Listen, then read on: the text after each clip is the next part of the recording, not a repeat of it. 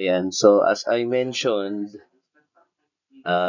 one of the videos associated with this week's lesson is the biography of John Nash, and that is the reason why I asked you watch the movie A Beautiful Mind. So this is a sort of a biography presentation, but I'll make it interesting and try to find out ano ba yung pinanggagalingan ni John Nash, yung kanyang storya nun, no? So that we can appreciate it more.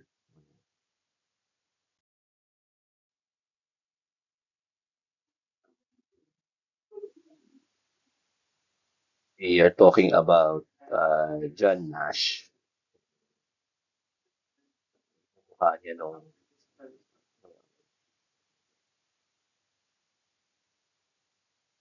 mentioned. Also, we are connecting his life to game theory. Para sa mga hindi nakakaintindi pa, no, what game theory is, this is a very important branch of mathematics. Naging foundation ng mga, ayun, no, mga video games, simulation techniques, even sa decision making ngayon in computing science, pinanggalingan doon sa original na game theory. Although hindi si John Forbes Nash ang nagsimula nito, this is a different person, is part of the contribution. No? Meron siyang mga contributory notes dyan in game theory, particularly yun nga, yung ating equilibrium. Things also associated with John Nash, kung napanood nyo na nga po yung film, is yung kanyang bouts with schizophrenia, then how he became a Nobel awardee, and we will talk about that later. Tapos yung kanyang teaching in Princeton University, in Beautiful Mind. So yung agenda natin today, we will talk about his childhood, yung education niya, the Princeton years, and then his bouts with schizophrenia, yung recovery niya, and how Alicia, the important person in his life, his wife, his works and contributions, which will later on be tied up with our lesson on Nash equilibrium, and then further recognition down the line, particularly yung Nobel Award niya. Childhood days ni John Nash. Ayun siya nung bata pa, no? Very, I would say, typical American. He was born on June 13, 1928 in West Virginia, USA. His parents were Margaret Virginia Martin and John Nash Sr. At 12, he used to carry out scientific experiments in his room. So, ano na siya, no? Scientifically oriented or inclined. He was solitary, he was bookish, and introverted. Kita niyo naman doon sa movie, no? So, ito yung, no? This is how what West Virginia in the 1930s looked like. It was a significant hardship and resilience. Yan yung pinapakita, no? Time of significant hardship and resilience. Because tandaan natin, noong 1930s, another part of our analysis sa economics would be the age of depression. No? So the depression years in the US started in 1929. In fact, sa mga lessons natin later on. No? So 1930s was really significantly affected, not only in West Virginia but all over the US. So merong Great Depression. This brought about economic challenges, particularly to the mining communities na meron doon sa West Virginia. So ayan yung economic struggles. Maraming walang trabaho, unemployed. Many families struggling to make ends meet. Tapos the coal industry collapse. That is a major economic driver, and it led to widespread poverty and hardships for most of the families there, no? So almost all. Yung mining communities sa West Virginians affected, no? So they lived in mining towns, so life was tough. Miners and their families often faced dangerous working conditions, low wages, and poor living standards. Ito yung itsura, no, nung lumalaki si John Nash. This is what he saw. So despite these challenges, the sense of community and solidarity among miners were strong. The daily life in West Virginia during the 1930s was marked by simplicity and resourcefulness. Families often relied on homegrown food, handmade clothing, community support to get by. Despite the hardships, there were moments of joy and community gatherings. Ayan. Meron akong mga pictures na nakita in the net, no? So if you wanna look into that, makikita niyo how simple the lives were in the 1930s in West Virginia. And legitimately, ano to, hindi to AI generated because this has been there for a long time. Yeah, my experiences sa West Virginia. If you wanna see it, just click the link. It will bring you to the site. Marami siyang pictures eh. I would have wanted to put it here, but this will, move the focus on the topic at hand. So that's why I didn't.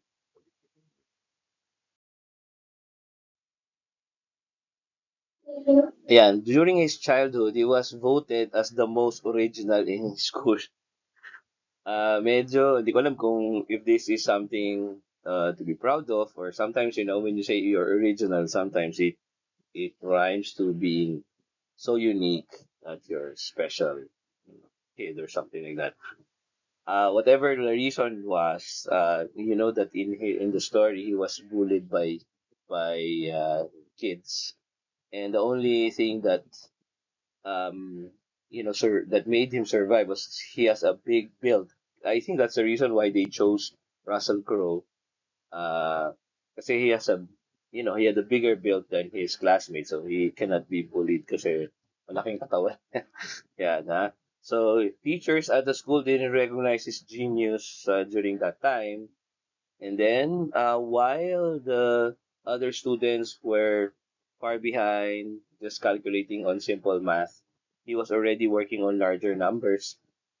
And he was inspired to take up mathematics after reading E.T. Bell's Men of Mathematics, which is, I think, very important uh, because there are other mathematicians who also picked up the book and eventually you know, took up mathematics. And this is presented in the next slide. Yan, yung Men of Mathematics is a book written by E.T. Bell, published in 1937. It chronicles the lives and achievements of notable mathematicians from ancient times to the early 20th century, covering significant milestones in mathematics, including the geometry of the Greeks, ayan, no, si Euclid, and then the calculus of Isaac Newton. So the book aims to inspire readers by showcasing the contribution of these mathematicians and their impact on the field. Okay, so you can find more information and even access a free download of the book. Yan, kasi nga, luma na no? Through various online platform. Ang comment lang nila dito sa book na to is that masyado siyang uh,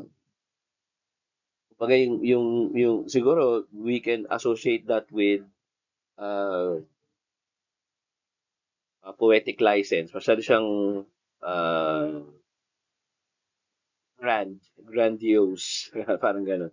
And some of the stories are considered by some as spectacular, parang hindi naman nangyari, no? Parang, pero, it's good for reading and essentially, yun nga, there are disciples or men of mathematics. Yan, no? So ito yung mga example ng mga men and women in mathematics who um, eventually took up math, no, by reading the book. So ito yung mga uh, people, no, si Julia Robinson, Freeman Dyson, and of course si John Nash. And of course dito sa my right side si John Nash.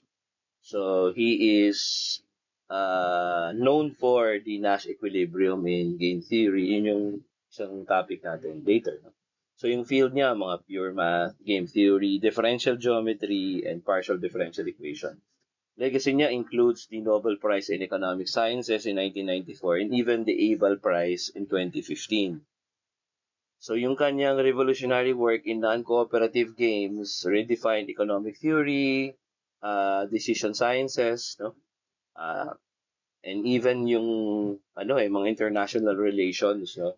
So despite suffering from schizophrenia, we will see that later on, he continued to contribute intellectually and became a symbol of brilliance and perseverance. Si Freeman Dyson naman, yung nasa top left, known siya for contribution to quantum electrodynamics, no? Solid state physics and mathematics. So yung kanyang field is mathematical physics, quantum mechanics, and number theory. So he never earned a formal PhD. Talaga, ko alam yun ah. He worked at the Institute for Advanced Study and was considered one of the most versatile intellects of the 20th century. So he bridged the gap between mathematics and theoretical physics. Mahirap yun, no? Because, well, hindi yun ang ating topic ngayon, but physics um, has the tendency to be philosophical na, no? Lalo na sa kanyang cosmology, sa study of the beginnings of the universe. And that is why when you talk to a real theoretical physicist, they would ask you about yung mathematics involved with it. So without mathematics kasi, it becomes like opinion setting na. So he is one of those people, who lock in the mathematical aspect of theoretical physics. Yan. So si Julia Robinson naman, yung lady rito, no? Yung work niya sa Hilbert's 10th problem is probably her uh, she's most known for that, no? So yung kanyang field is mathematical logic and computability theory. Tapos of course, with all due respect sa ating mga ladies, no? Maganda yung ginawa ni Madam, no? Julia Robinson, because during that time, hindi mo talaga masyadong binibigyan ng pansin ang mga ladies, mga women, sa education. Diba? And the fact that she became like one of those luminaries in mathematics is already a big thing. She is also the first woman president of the American Mathematical Society. Imagine that, no? Yung AMS, siya yung unang-unang woman elected as the president. So, ayan. Alongside Martin Davis and Yuri Matiasevich, she helped prove that Hilbert 10th problem is unsolvable. Yun yung kanyang proof na yung 10th problem ni Hilbert ay unsolvable. Ganun sa mathematics you take a long, long time just to prove something. Ayan. Anyway, let's go back to John Nash, yung kanyang education ngayon. So let's look at the education of John Nash. So he attended Bluefield College in 1941. Ngayon, ang tawag na niyan ay Bluefield University. Ayan ha. Bago siya pumasok sa Carnegie Institute of Technology, which is now the Carnegie Mellon University. No? During that time, yung United States was still feeling the effects of the Great Depression, as I said, while also preparing and eventually entering the World War II, no? So, yun yung time na yan, ha? So, ito yung context, no? So, yung 1940s were marked by economic recovery, wartime mobilization, and major shifts in education and scientific research. So, that is the reason why, kung napanood niyo na yung A Beautiful Mind, you will see there na lahat ng efforts nun is about cracking the code, 'di ba? The Cold War kasi is really cold. You know what I mean? Sobrang hirap ng ginawa ng US and Russia on the other side. And they're cracking on each other's code, and that's the reason why they were so involved in number theory, ayan, no? Sa mga tungkol sa pagka-crack ng code, yan. So, yung socio-economic and political climate noong 1941, yung US economy was still recovering from the Great Depression, 1929 to 1939. Tapos meron tinatawag na New Deal. Yung New Deal is actually part of the economics of that time, no? Si Franklin Delano Roosevelt mitigated some of the economic struggles with the New Deal policy, no? Yung unemployment was still high and at the beginning of the decade. So by 1941, yung mga military production was accelerating due to the war, no? Kumbaga, the war is going on in Europe and then in Asia, but US wala silang pakialam eh. Kaya nga sabi nila, oh, we're still a bunch of happy-go-lucky folks, we don't care about the war. So but what they do is to put yung production nila on military production. So doon sila nag-i-improve ang kanilang economics during those times kasi nga nagkakaroon ng war sa Europe. And although they were not involved in the beginning, siyempre of course, alam niyo na yung what happened in history when Pearl Harbor was bombed, they became more involved, no? But nung umpisa hindi, no? So they were the ones just helping in the production of military equipment. Ayan. So many families still face financial hardship, especially in rural and industrial communities. So particularly, syempre, doon sa West Virginia where John Nash was, no? So yung World War II ay nagkaroon din ng draft. Di ba? Alam niyo naman yan, nagda-drafting. ah Hindi pa siya kasama dun sa drafting ng World War II si John Nash. He began his studies in 1941. So the country was already supporting the Allied forces during that time through the programs like the Lend-Lease Act, which provided military aid to Britain and other nations. Alam naman natin, on December 7, 1941, the attack on Pearl Harbor changed everything. So the US declared war. As a result now, ito yung naging nangyari niya noong time na to, many young women were drafted into military service, drastically reducing the number of male students in the university. So I would imagine that during this time in Bluefield College in 1941, kukunti lang talaga yung estudyante, kukunti rin lang yung lalaki. No, karamihan ay babae if at all, no? So kasi nga may mga nag-draft sa giyera, no?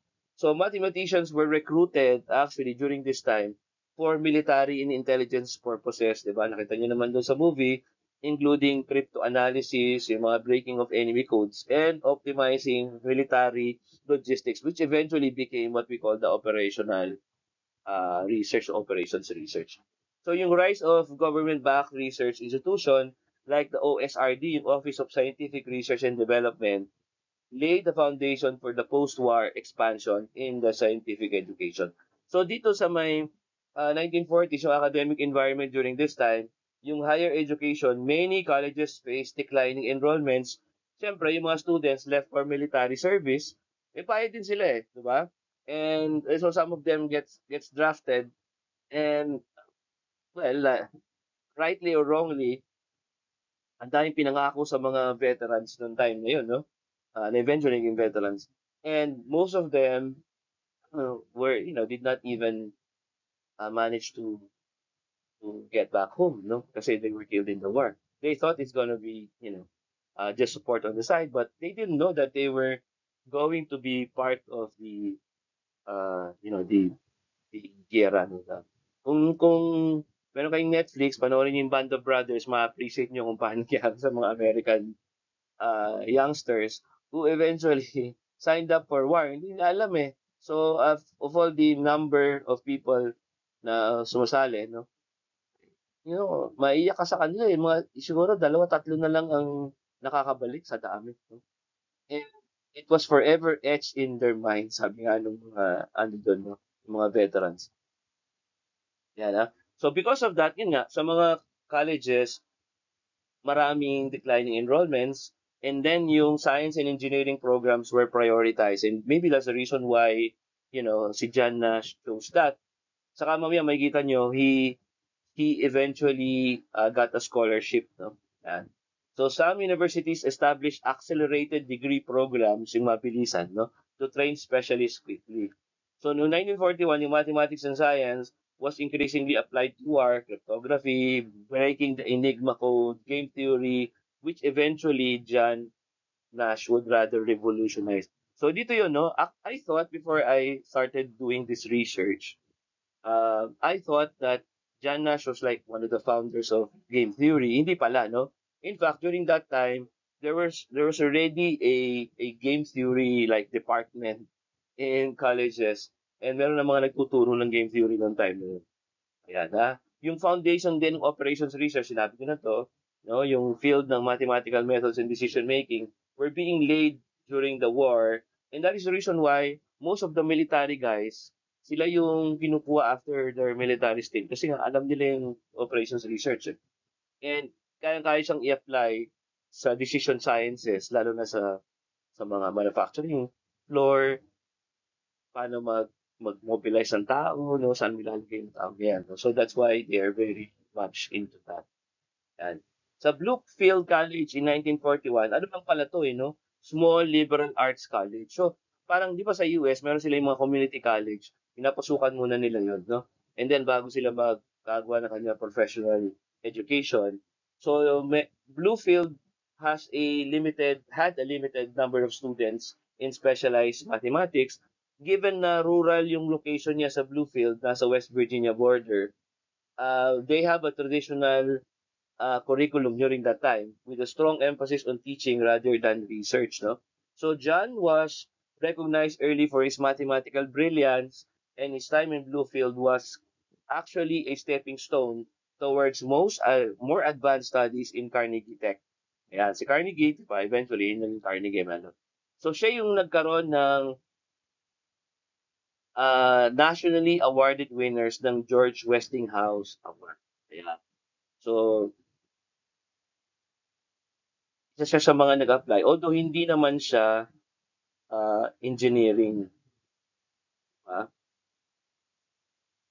Hindi siya engineering eh. Yung nature ng George Westinghouse Award, actually, intriguing to because the award is typically reserved for aspiring engineers. Eh, hindi naman siya engineer, ba? There are a few key reasons siguro why Nash was among the recipients. Sampu lang sila, remember Nationally awarded to. So we're talking about the whole nation of US. Why was he awarded? Eh, hindi naman siya engineering, no? So yung talent search is sponsored by Westinghouse Electric Corporation. Diba, yung Westinghouse, naalala ko, mga refrigerator, mga washing machine, di ba? Tapos yung Westinghouse, he was also a supporter of Tesla. I don't know. Hindi ko sinesearch ngayon, pero I think he was, I mean the company was for a time.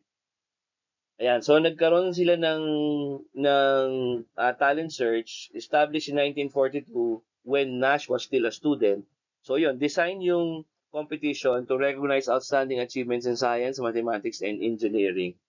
Not just engineering alone. So many of the recipients were aspiring engineers. Alam naman natin bakit, kasi sila yung mga mathematically minded. They were also recognizing scientific innovation in other fields like mathematics, physics, and chemistry. Ayan. Yung kanyang work sa science, sa mathematics and sciences as a high school student, he was known for his early interest in cryptography, chemistry, and logical reasoning. So he was already formulating original mathematical ideas, which eventually evolved into the concepts of what would lead to breakthroughs in game theory. So during this period, applied mathematics was becoming increasingly relevant, as I told you, because of operations research, cryptography, and early computing. So maybe that's the reason why he became, a recipient of this. So he got the award and got his scholarship in Carnegie Mellon. O hindi pa yung Carnegie Mellon, no? Carnegie Tech pa yun, no? Carnegie Institute of Technology muna. Yan. Full scholarship yan. Awarded through the George Westinghouse Award. Yung as I said, yung recognition na yon is for exceptional talent in mathematics. So he received a BS and MS in mathematics. So, yan, pareho pala kami ng course ni John Nash, no? BS in mathematics. Pero hindi ako nag-MS. Nag-try ako mag-PhD in math straight program sa Lasal. Pero it was so difficult for me. Kasi nung time na yun, I was teaching in Laguna and then hindi ako makapaabot sa 6 to 9 class sa Lasal sa gabi. Eh, galing ako ng... So, eventually, let go of that. Tapos naging akong principal, ganyan. So, napunta na ako sa educational management and then eventually management and PhD in management. Pero I started with the same, no, with BS Math. So, Ang pagpili din ni John Nash dito probably is because of his proximity to his family. Kasi nga 'di ba introvert person si John Nash eh. Yung Carnegie Tech kasi location was in Pittsburgh, Pennsylvania, relatively close to Nash hometown of Bluefield, West Virginia. So within a reasonable distance lang siya. And then during that time, it was regarded highly regarded for technical education. By the mid 20th century, Carnegie Tech had established itself as a leading institution for science and engineering. So probably nakita yan ni John Nash. And then of course, another one is due to the financial support ng George Westinghouse. So he was accepted in mathematics program at Harvard, Princeton, Chicago, and Michigan, but he chose the Princeton, no? So tapos siya yung MS niya in mathematics, 1948 na, tapos na yung giyera, di ba?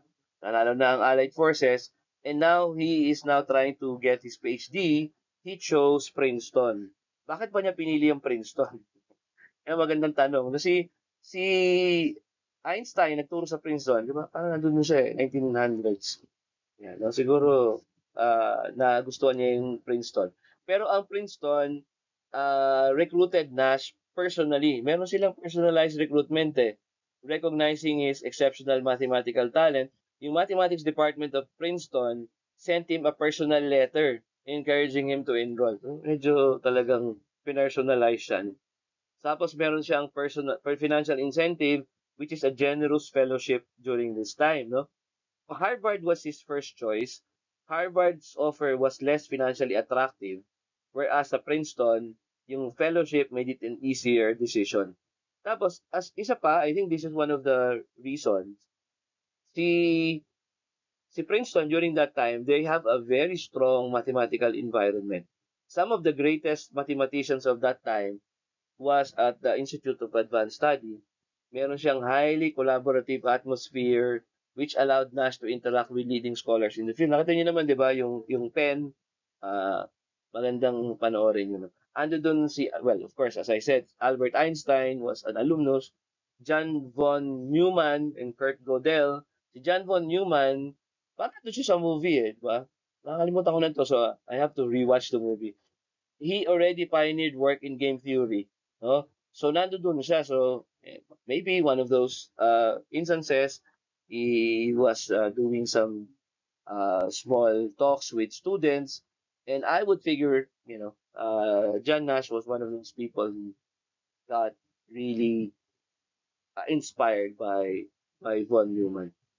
So, yung influence of game theory and Princeton's strength in applied mathematics, yan din yung isa sa mga bagay, no? Because Princeton was one of the centers of game theory. Si von Neumann, as I said, saka si Oscar Morgenstern had recently published The Theory of Games and Economic Behavior in 1944, which was the foundation of game theory. So, yung PhD in dissertation at Princeton, yung non-cooperative games, would expand on game theory and introduce the now famous Nash equilibrium. Alam niyo ba, guys, na yung kanyang PhD dissertation ay only 28 pages long. Imagine, taman tayo, yung aking PhD para nasa 200 pages. So, yung kanyang uh, short, I would say, no, short dissertation, 28 pages long, has profoundly impacted economics, political science, and evolutionary biology even, no? Ayan, yung kanyang PhD. Tapos yung pure mathematics, differential geometry, and partial differential equation, he also made a significant contribution outside of game theory, particularly in differential geometry. Later work na niya to, no? And the Nash embedding theorem. He also contributed in partial differential equations for nonlinear equations. Sumasabog na ba utak niya? Yan. This later helped him in winning the Abel Prize in 2015. Abel is Abel. Abel. Yan. So John was also recognized by his math professors, but fellow students found him strange, no? Being physically strong saved him from being bullied, di ba? As I told you, kaya nga siguro nila pinili si ano eh, si the actor. So kaya siya ang pinili si Russell Crowe because of his build. So fellow students took delight in making fun of John Nash, no? He was considered strange because he is socially awkward, eccentric behavior, highly introverted siya, and he has little interest in small talks or social norms. Is often being seen as talking to himself alone, di ba? In fact, meron ngang tinatawag dyan na the phantom. Meron yan eh, the phantom of something. Yeah, no. So anyway, we will talk about that later on. In fact, some people might even consider him arrogant and dismissive. No, extremely confident siya. Remember nung niyaya siyang makipaglaban sa game. No, nung natalo siya, inis na inis siya. Parang sasabi niya, no, this game is flawed. Talagang ayaw niyang magpapatalo. No, he would interrupt professors and students while in class, challenging their ideas in a blunt and sometimes condescending manner. Yan ang medyo ano dyan, no? He is considered to be difficult to get along with. No? So they mocked Nash eccentricities, playing pranks on him, making derogatory remarks. So meron pang even allegations of him being homosexual. And alam niyo naman nung araw, no, if you're strange, it is aligned to being queer. Alam niyo, no, LGBTQ, ang Q is queer. So, lahat ng unusual, dinilabel nila ng queer. So, pero parang hindi naman to founded. Kasi nga, nangyari doon, nakita niyo naman sa movie, di ba?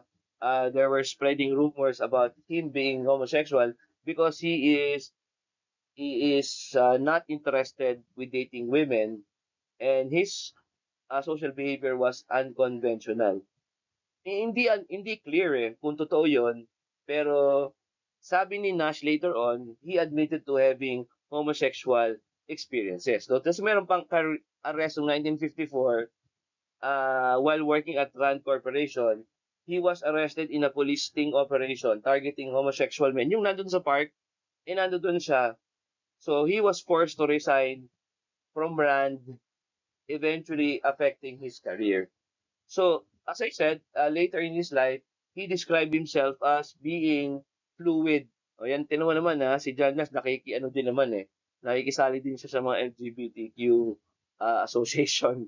I mean, there's nothing wrong with it, okay? So I'm just saying na as early as the 1990s, he already knows, ay hindi, 2000 something na to eh. Yeah, so, yeah, understandably. Ang ibig sabihin ko, he's not aloof at this time. Siguro kung si John Nash ngayon pinanganak, baka mas naging siyang productive, hindi siya naging, introvert. Yan, di ba? Kasi nga, nung time niya, medyo binubuli yung mga homosexual people. So maybe that's the reason why he acted that way. So parang strange siya doon sa kanyang mga kaklase.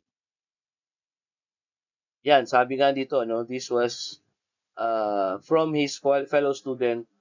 We tormented poor John. We were very unkind. We were obnoxious. We sensed he had a mental problem. Sabi nung isa, he was a country boy, unsophisticated even by our standards. He behaved oddly, playing a single chord on the piano over and over, leaving a melting ice cream cone melting on top of his cast-off clothing, walking on his roommate's sleeping body to turn off the light. Yan, medyo, ano nga siya, unusual, diba? Unusual si John Nash.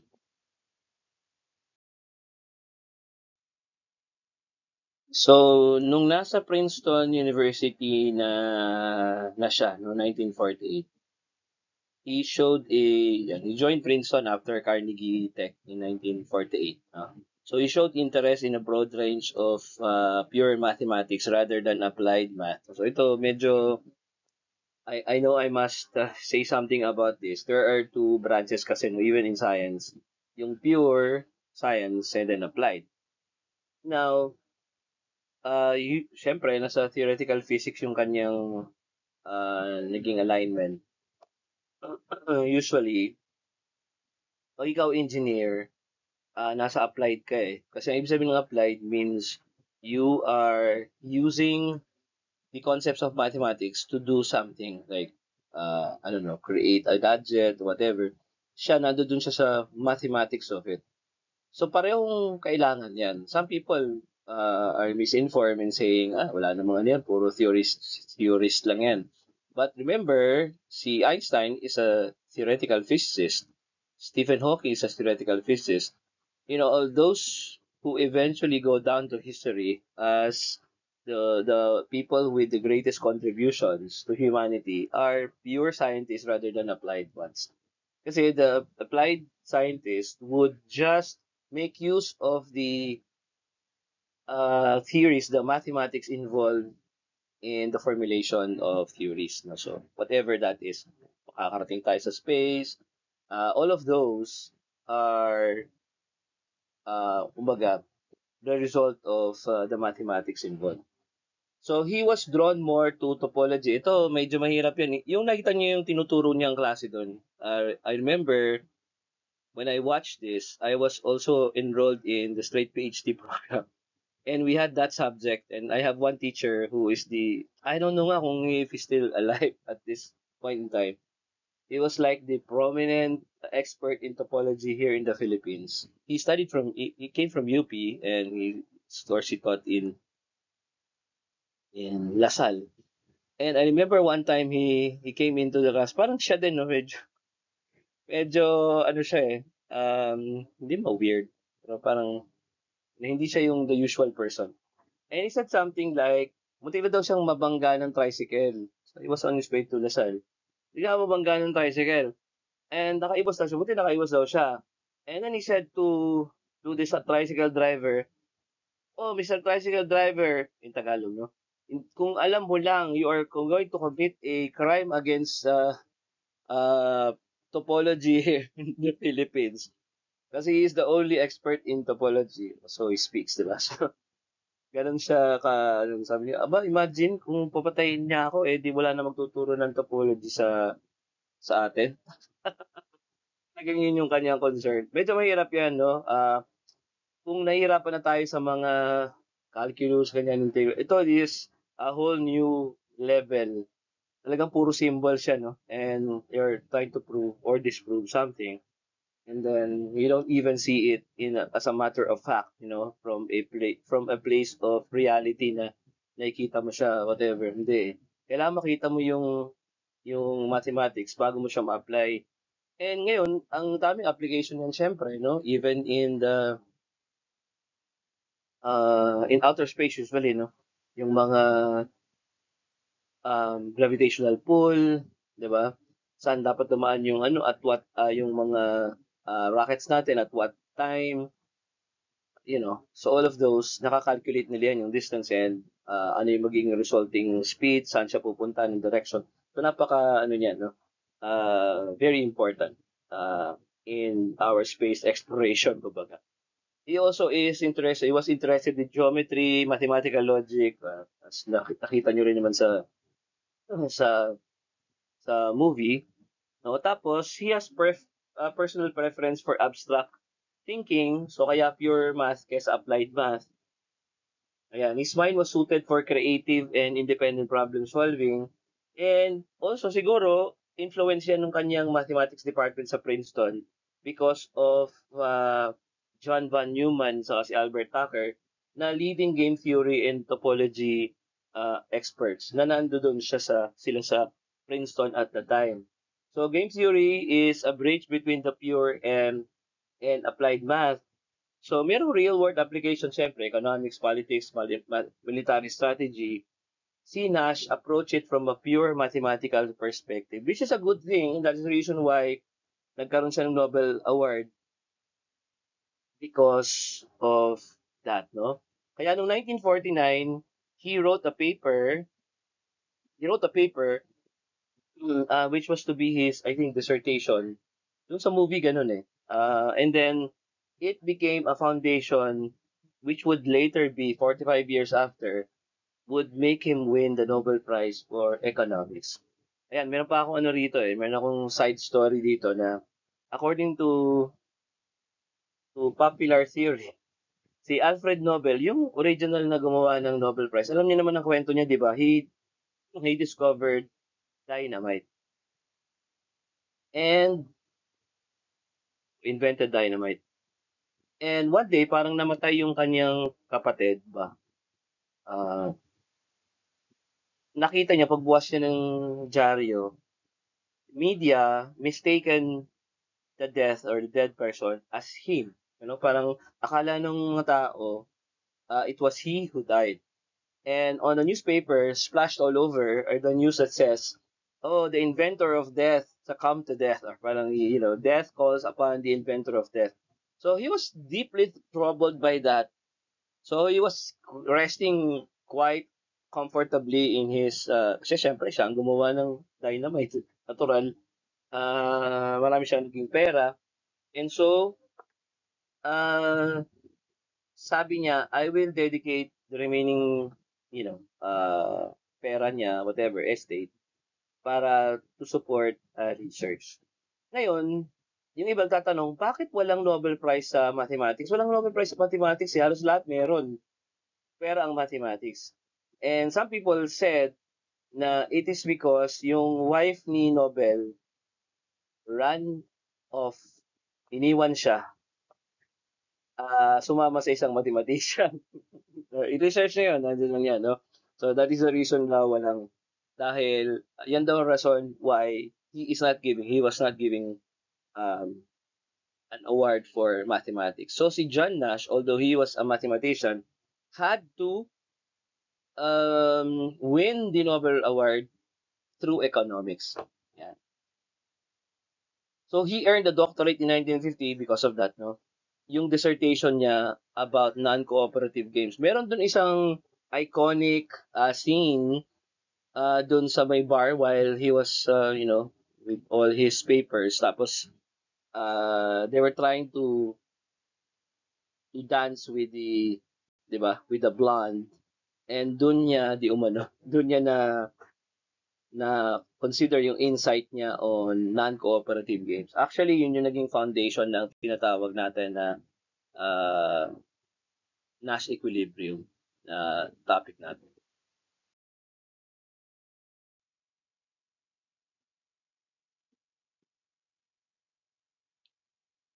Now, I think it was in 1959, no?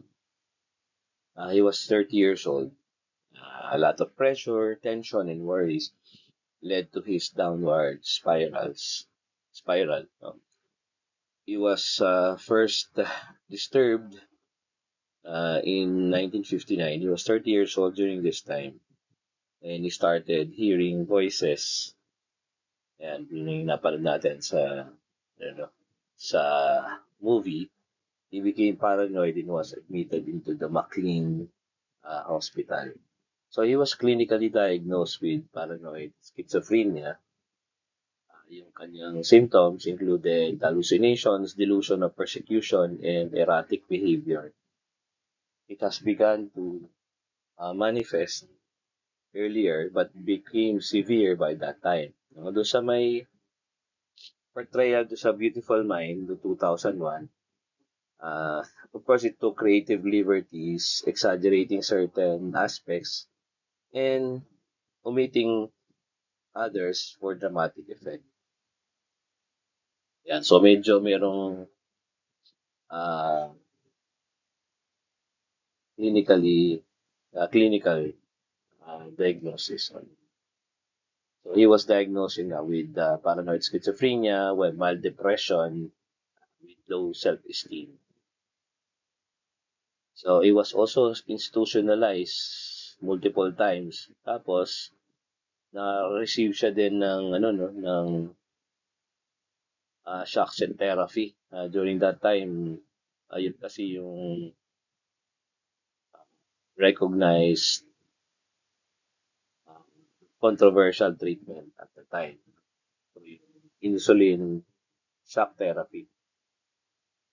Common yan, pero controversial treatment during that time. So his condition fluctuated and he later recovered gradually without medication using rational thinking. Ito nyo naman yun doon, no? To suppress delusion.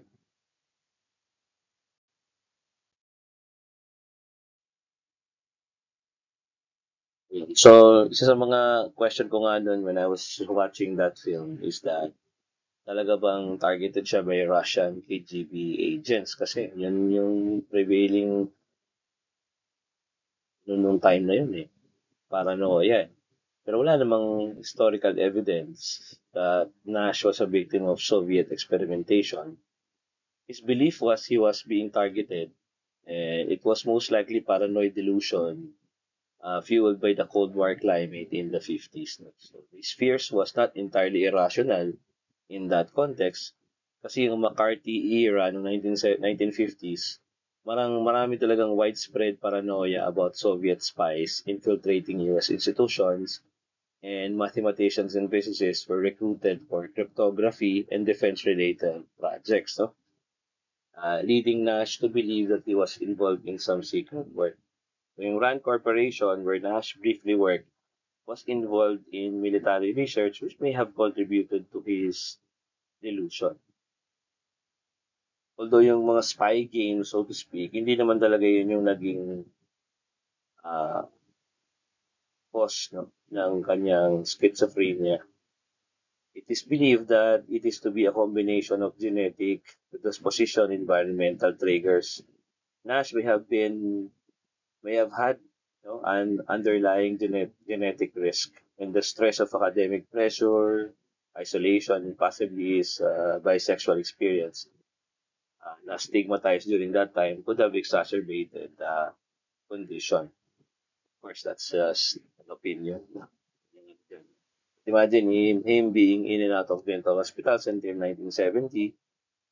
He was given the shock therapy and antipsychotic medication. In the campus as well, ito yung sa Princeton na eh. Yan yung tawag sa kanya, the Phantom of Fine Hall. A shadow figure who would scribble arcane equations on blackboards in the middle of the night. No? So, nakaka-receive, as I said, nakaka-receive siya ng uh, mga medication before. Pero he somewhat recover kasi some schizophrenia cases naturally diminish in severity after midlife, particularly yung paranoid schizophrenia. So siguro because of his high intelligence and ability to self-reflect, uh, he recovered. So by the 1980s, yung kanyang symptoms had significantly diminished, although meron siya mga lingering thoughts of hidden messages and conspiracy, but he was aware that they were delusion and he could ignore them. So yun, yung sinasabi nga natin dito, so yung academic work niya, he was considered to be highly contributive, no? Marami siya na-contribute sa Princeton. And when he died, I think when he died, there was even a story nasa internet na yun, kasi 1994, alam mo siya namatay. Sa 1994 was when he received the the award. Tapos when he died, ano siya eh, uh, the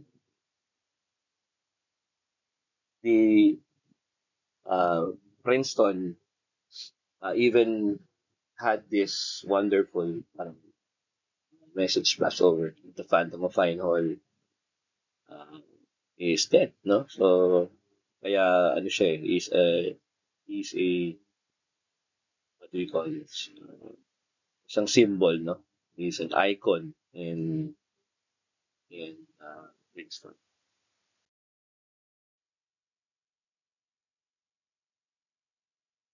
So during the 80s, yan ito yung sinabi natin, his delusion diminished, he started getting engaged. He made a recovery from the schizophrenia from which he had suffered since 1959. Imagine, no? Tagal ng recovery niya. But at least kahit pa paano yun, in middle age until the time that he died, he recovered. No? So, or hindi yun dahil sa gamot. No? I think, well, siguro nakatulong na rin. Pero yung shock therapy, definitely hindi yun. Kasi ngayon, it's not being continued anymore. So despite spending periods in the hospitals, his mathematical work continued to have success after success. The ability to produce mathematics of the highest quality did not totally leave him, and he even delivered a paper at the 10th World Congress in Psychiatry in 1996. Yan, no? Describing his illness. So that was a lecture at the 10th World Congress of Psychiatry in Madrid, Spain. It was a rare event because schizophrenia patients who recover, hindi sila nagbibigay ng first-hand accounts of their experiences in a scientific forum. So he described his illness, his delusion, and how he managed to gradually recover. Yan, yung through rational thinking, and then he's criticized antipsychotic medication. And he acknowledged that his illness had affected his mathematical productivity, but he was grateful for the support of his wife, Alicia, and the Princeton academic community, which is very touching, I would say. No? Even do sa end ng, no, ng movie, uh, pinakita yun.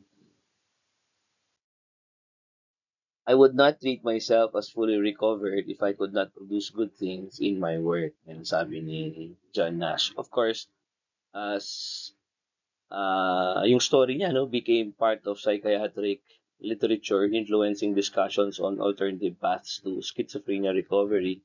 His case remains an anomaly, ayan, of sorts, no? Kasi bihira yung ganun. It provided open insight into the nature of cognitive resilience, intellectual engagement, and mental health. I would say yung support ng community would be one of the reasons why he recovered.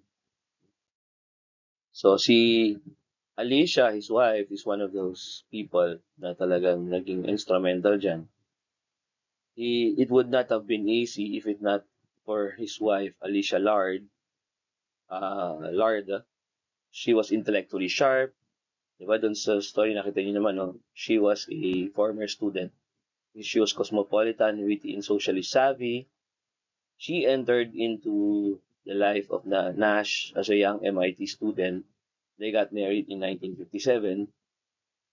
So una, hindi niya pa naiintindihan yung condition ni John Nash and struggled with unpredictable nature of his illness. So when Nash's behavior became erratic, she tried to protect his career, hiding his deteriorating condition from friends and faculty. Yeah, no? So tinago niya yun sa kanyang ano para to save the career of John Nash.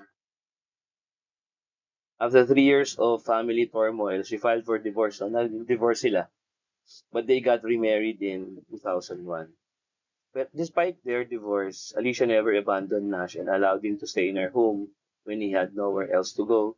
During the 70s and 80s, as Nash's condition gradually improved, they developed a close friendship. So in the 1990s, after Nash reintegrated into academic life, their bond deepened again. Then they got remarried in 2001, just a few years after he won the Nobel Prize in Economics. So their love story was one of resilience and devotion, showing Alicia's unwavering support. Although noong 2015, so Alicia supported and was Nash's biggest moral support throughout his suffering from schizophrenia. Ito sabi ko noong 2015, siya, namatay sila eh. Sabay pa sila namatay. In tragic end nila noong 2015. After returning from a trip to Norway, syempre matanda na sila pareho. Nash received the Abel Prize in Mathematics. John and Alicia were killed in a car accident. Nakakalungkot. Taxi they were riding in crashed on the New Jersey Turnpike, and neither of them was wearing seatbelts at the time. Yeah. So she was really the anchor in Nash's life. She protected his legacy and all that. Ito yung mga works ni Nash, yung Nash embedding theorem. We will not talk about this because this is mathematics. The theory of nonlinear parabolic partial differentiation. He published 23 scientific studies, imagine, no, from 1945 to 1996, even at the height of his illness. So he won the John von Neumann Theory Prize in 1978, the Leroy P. Steele Prize in 1999. So I mentioned already, he won the 1994 Nobel Award in Economic Science for his work on game theory. Nash says that nothing would have happened if it were not for the Nobel Prize. So, yun. Siya nagsimula talaga ma-recognize na naman. He got more and more recognition after the awards. Ito yung time na namatay siya, no? So, John Nash and his wife died in a car crash on May 23, 2015.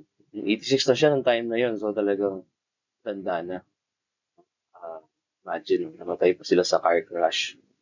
So, at the time of his death, he was teaching. Up to the time of his death, he was teaching at the Princeton University as a senior research mathematician. So, ito yung libro, no? A Beautiful Mind by Sylvia Nazar, and eventually became. So that's the reason why I wanted you to watch the film first. The only thing greater than the power of the mind is the courage of the heart. So his body rests in New Jersey, USA, in the world in which he first succeeded, the world which carried him during his debilitating illness, and the world that embraced him again. Long live John Nash. Thank you very much.